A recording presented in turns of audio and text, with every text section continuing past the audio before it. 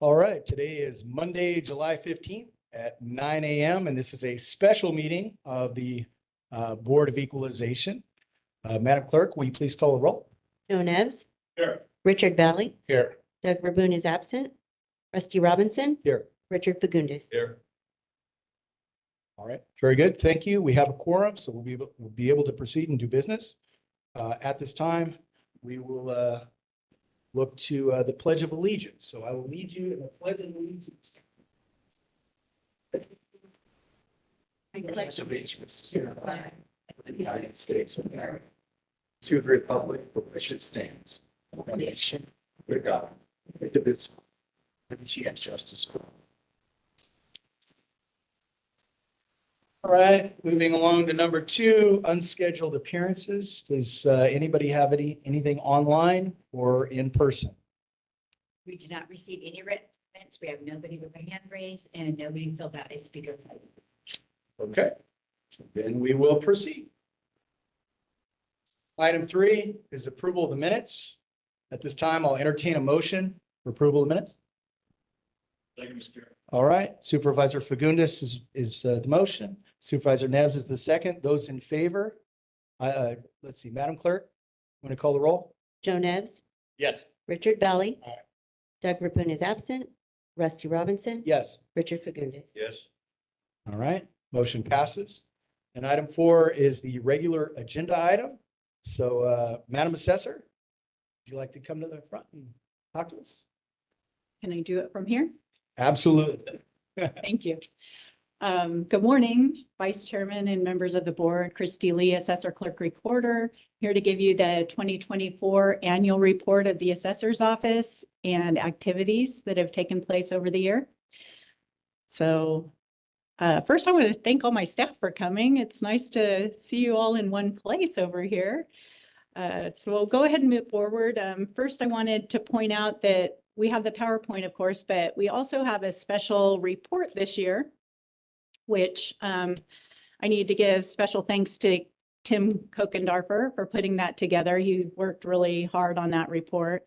And I think you'll find some additional information in there that may not be in the PowerPoint. So if you do find anything and if you have any questions, you can reach out to our office and, you know, after you've had a chance to look it over, and we're happy to help with anything or put together additional information for you. So this year, the total roll value with exemptions removed is $15.7 billion. It's the largest in the history of Kings County, of course. So how the roll is broken down is 47% is residential properties, 9% is unsecured, which is equipment and things of that nature. Agricultural is 29% and commercial is 15% of the county. So the non-reimbursed exemptions are $754 million, which is up 7% over last year, which kind of makes sense. If the roll went up, so do the exemptions. Exemptions include disabled veterans, soldiers and sailors, welfare, religious, school and church, historical aircraft, museums and cemeteries, just to name a few. There's also the homeowner's exemption. We don't actually subtract the amount of the homeowner's exemption because it's reimbursed by the state. So for the current year, homeowners will see a total exemption of $95 million. This is a $600,000 increase from last year. Again, with more homes, there's going to be more homeowners exemptions. The homeowners exemptions, an annual $7,000 reduction of value for a property owner's primary residence. This is $70 in tax. So it may not seem significant, but at least it's something. So the overall net value in the county increased over last year 10.45%. This is the largest increase since 2008. So our total roll value is just under $15.7 billion. That's a 1.5% increase, $1.5 billion increase over last year. So what's led to the increase? Housing prices increased in 2023, which contributes to new construction and resale of existing properties for the current roll.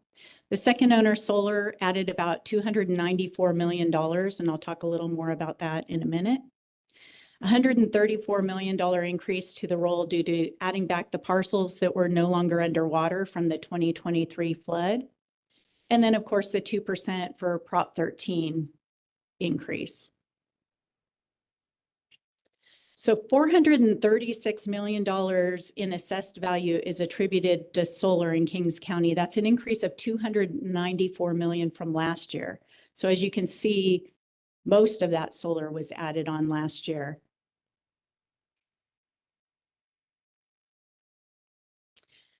So Section 51 assessments, the law requires that real property is assessed at the lower of the current market value, the Prop 13 factored base year value, or the Williamson Act value.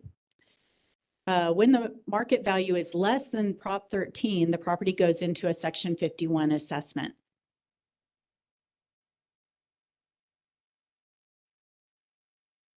So out of 50,812 total parcels in the county, only 272 currently qualify for Section 51. That's just a sliver of what, the county is. So that's pretty normal in this kind of temperature. If you think about, property values and how much they are on the market compared to if you bought your property 10 years ago, of course, the market's likely going to be higher than what you bought it for, even with that 2% increase. So those 272 parcels are the ones that, maybe something happened to them to cause them to have a lower market value.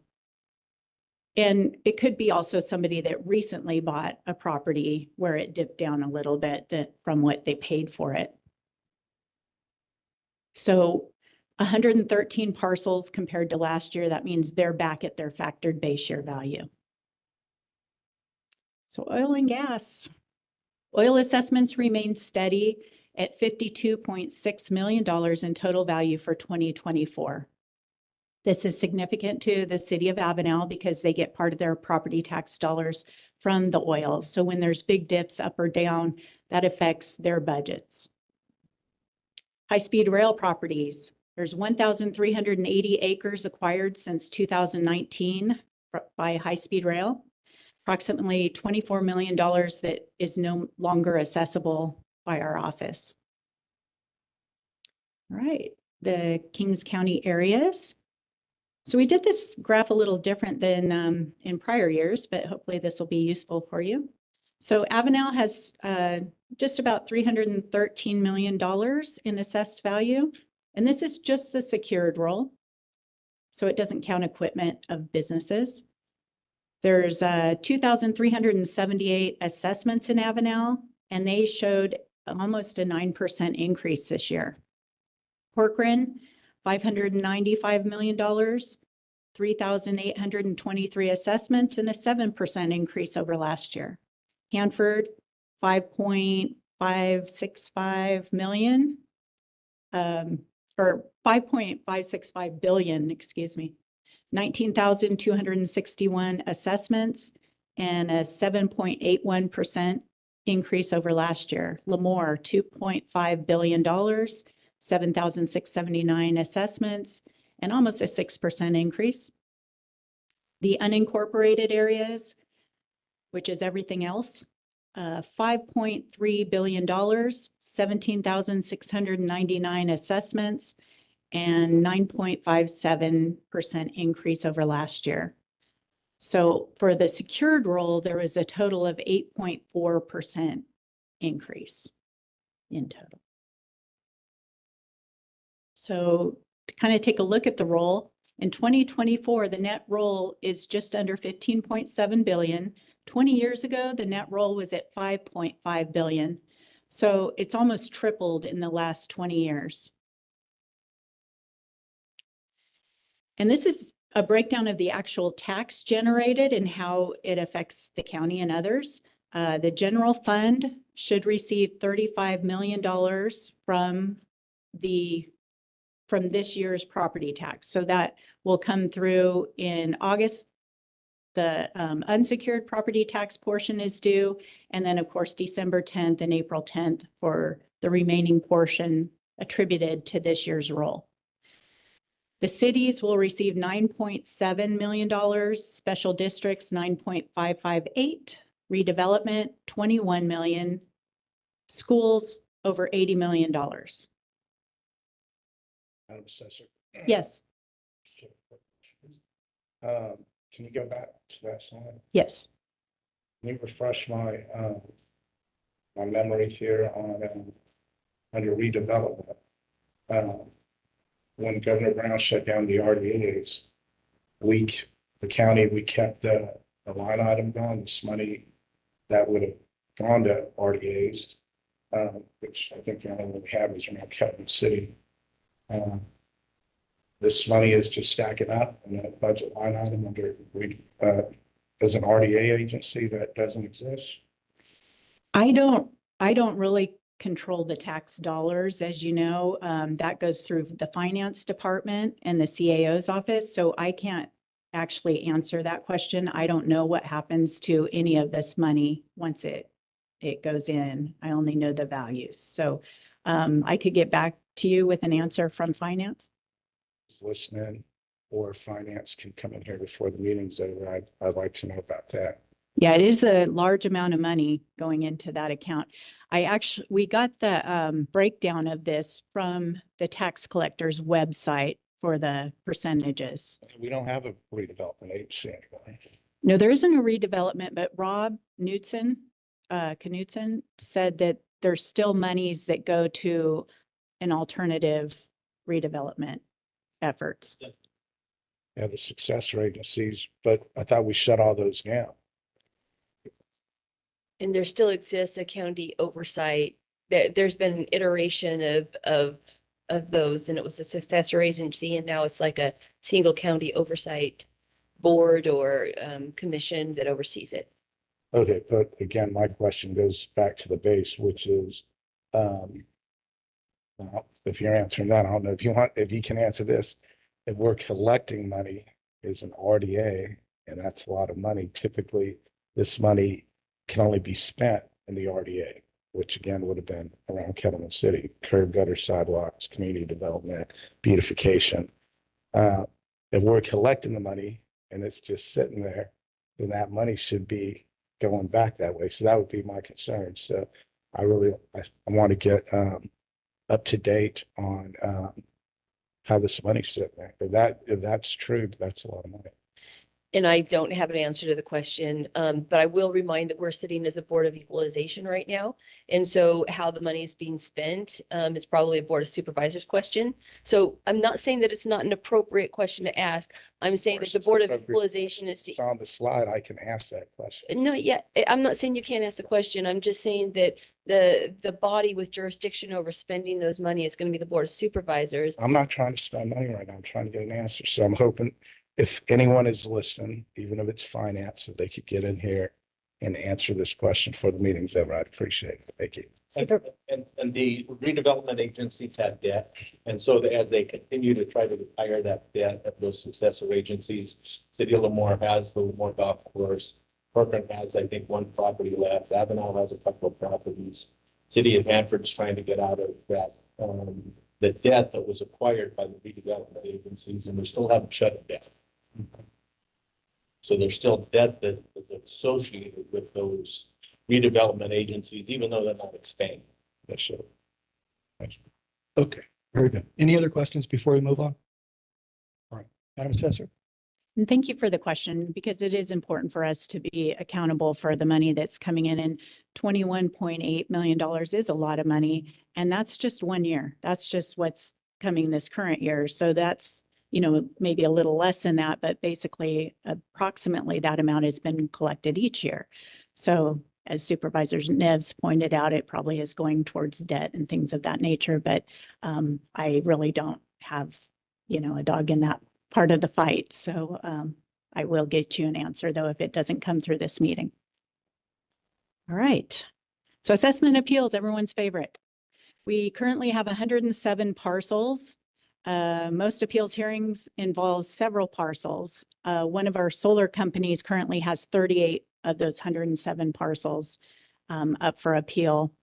And this is what's outstanding. So it could involve multiple years depending on which company or entity is appealing. And most of the above appeals will be resolved before going to hearing. This year's filing period for assessment appeals began July 1st and runs through September 16th of this year. So I wanted to give you just a little update on the 2023 flood, which, as we remember, March of 23, the Tulare Lake Basin filled.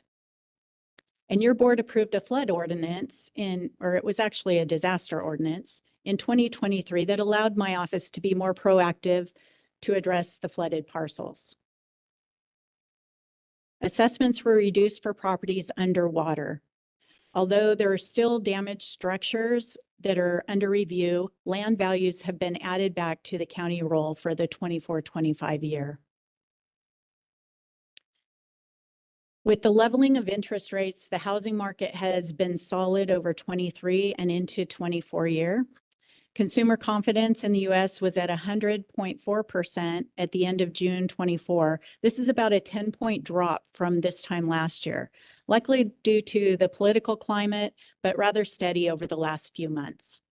The statewide increase in property values is currently averaging 5.2%. So the 10.45 increase in Kings County is the largest since 2008 and one of the largest percentage increases in all of the California counties. And the only reason I said one of them, we are at the largest, but not all counties have reported. So I didn't want to just assume before they'd had a chance. This provides almost $3.4 million more to the general fund than what was provided last year. My hope is that this will allow for the much needed salary increases in my office and other county departments. Staff has worked extremely hard to make sure this happen. So staff equity, I wanted to touch on this for a minute. As you know, I haven't come before the Board of Supervisors lately to request salary increases because frankly, I feel that your board as the Board of Supervisors has heard a lot about that from the various departments. And I think you're well aware that departments are looking for salary increases, but I didn't want to not bring it forward where if you're looking at everything, you feel that, well, the assessor's office is fine, you know, because I haven't said anything recently. So I did want to put this out there a little bit just for your consideration since this is a report on my office. Most staff in the assessor's office is certified by the state of California. There's appraisers, auditor appraisers, and assessment specialists, which their title is being changed as we speak, to technicians. Staff must pass a certification exam within their first year of employment or they fail probation. Once certified, they have 24 hours of continuing education hours that must be obtained each year. This is almost every staff member in my office. The duties are often complicated and often require complex analysis. They're looking at legal documents and various other things. Although the current wages do not adequately compensate for the skills necessary to accurately produce one of the largest contributions to the general fund, staff has been patiently hopeful that the compensation study would result in fair compensation. Unfortunately, Coffin Associates did not account for the certification requirement of the assessment specialists and technicians and compared them to non-certified counties. There are only 8 counties in the state of California that have this requirement, and it sets us above other counties in that our staff is qualified to do the work that they do. They are trained and extensively trained in these areas. Your board, sitting as the Board of Supervisors, has stated that county employees should be compensated for advanced trainings. So I'm hoping that while you are sitting as the Board of Equalization, a position that is designed to create equity, you will take these comments into consideration when approving compensation adjustments. All right, I'd like to thank the incredible team, most of who are here today. The Assistant Assessor, Tim, Chief Appraiser, Erica, all the appraisers, the Auditor Accountant, Myra, the Auditor Appraiser, Gabriella, Assessment Specialists and Assistants, the Cadastral team of one, Casey, and of course, Elizabeth, the Executive Secretary. A lot of work is also done by the clerk recorder side of the office, recording the property transfers and contributing in that manner. So this concludes the presentation and report of the 24 assessment roll and information. If you have any questions, I'd be happy to answer. And I know you have one already for Eric. Thanks, sir. Appreciate you coming in. Could be a simple answer. Just some clarification. But in general, we're still collecting, we're still collecting money. As the oversight, board, essentially for the previous RDAs or for the successor agencies. All the cities out there all submit their ROPS. So then, we're allocating money to cover their obligations. And then anything left over then just gets allocated back to all the like school districts, back any leftover money goes to schools, cities, other special districts throughout the county. And if you guys need a breakdown of that, I can go back and try to grab that. But or I could email it to you guys later. But right now I don't have the exact amounts or the percentage breakdowns of how that goes out. But yeah, we are still collecting the money. Cities get the first, pot to cover their obligations, and then the rest of it gets allocated out. Okay, so I appreciate that, but we're collecting under an RDA, but it sounds like everything except the RDA zone itself is not getting a continued stream of revenue, right? Because the RDA agency was just around Calumet City. We only had one when Governor Brown shut them all down across the state. Oh, see, I wasn't aware of that. But I mean, the money we're still gonna be collecting it until all the obligations are satisfied for all the, I think, there's already been like Hanford's already like, I think pretty much shut theirs down. As the city start paying off all their obligations, that'll start cutting down the amount of revenues we're collecting, and then eventually it'll just fade away. Yeah, I want to dig more into that because the way I recall it is we couldn't shut down because we all sat on them, whatever. I was on Avenal's, I was on Corcoran's and the board. We wore that hat as the county's RDA. But I remember that we couldn't shut down until we had everything paid off Correct. or reported. So I'm not understanding how we're still collecting under an RD and a redevelopment agency with zero redevelopment being produced. That's not what I'm understanding right there. So Yeah, I can't answer that question. I mean, that was the state's decision, but it's the understanding I had is all the debt that the RDAs took on was to perform those redevelopment projects. And, I guess the thought is maybe since those projects are still like in effect, with that debt, once it's kind of, I guess, happening in that way. we're paying off other cities' debts that they had when they were shut down, like if they were doing curb gutter sidewalk in Corcoran, for example. And then the governor shut down RDA. So in 2010 or 2011, so then you get fast forward to 2024, where we would be paying off the city of Corcoran's debt. If the city took on, let's say, $1 million or $5 million to perform that project, most debts paid off over 20, 30 years.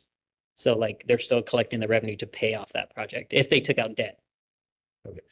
I'll wait for a report if you don't. Okay. I know you're busy. It doesn't have to be tomorrow. It could be just before budget Yeah, for sure. in August. Okay, And thanks for coming in. No problem. Appreciate you. Eric, I have one more question for oh, you. sorry. Thank you, Supervisor Valley, for asking that, because I too had that question. I wasn't around for all the redevelopment, but I had that question as well. And then the money, when it does get redistributed, is that annually or it sits in there, compounds? What's the case? I believe it's annually. Yeah. Okay. And I'll put together reports to kind of show you money collected and how it was dispersed. It was a great tool, and I was glad you guys did that I got seated in 08. You guys had that, and you did that for Kettleman, and that was a beautiful thing, because now you have, the money that are coming from that junction at I-5 and 41 will come to the county. And by law, they can only go back that way. So when I got elected, that money was pointed out to me. And because I was talking about better sidewalks, so that money was there, but because other areas around the state abused it, and, it's supposed to be for beautification of communities that have life, if that's the right word, I can't even remember. But because people abused it and were doing things they weren't supposed to, whether it's city councils and other boards across the state, Governor Brown came in and shut it down. But for a county like ours, shutting that down was a sad day. See, so to just still see that on the roll here, and I don't even remember seeing it last year, but Yeah, it's been there the whole time. The county's redevelopment agency's been shut down, but there's 4 cities that continue to have. Hanford is real close. They only Yeah. have the one parcel, I think, that has to do with Helene. And now that they've settled that should come on. Lemoore still has a couple, Avenel still has a couple of others. But I think Avenel and Corbin are really close to being big out as well. but can we also make sure that, because I thought I heard the assessor said this money hits the general fund. Yeah, there's a portion that goes back to the county as well. So what I'm saying, if that's the case, let's say all the debt for the year is paid off, even if it's $20,000 that's left, and it goes to the general fund, I won't be made aware of it, because I believe that money should have gone back to the area that are already there at the county, the Kettleman should be going back to. I mean, we got staff scrambling to put together a loan that the board approved years ago to curb gutter and sidewalk all of Kettleman City. And so we're having challenges on getting the credit to finance that project and move forward. So here we are doing literally a block at a time, or 2 blocks at a time, and that community still sits there, in dirt, and kids walking to school and that, and I don't want to leave this seat that way. And so if it's $10, I want to know. Okay, That's what I yeah, want. I'll put together a report for you guys. Thank you. Thank you, Eric. Okay, so do we have any other questions for the assessor at this time?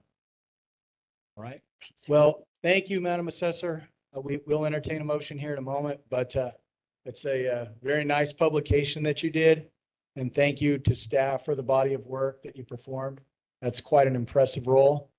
So at this time, I'll entertain a motion. Supervisor Fagundes. Second. Supervisor Neves. Madam Clerk, can you read the roll?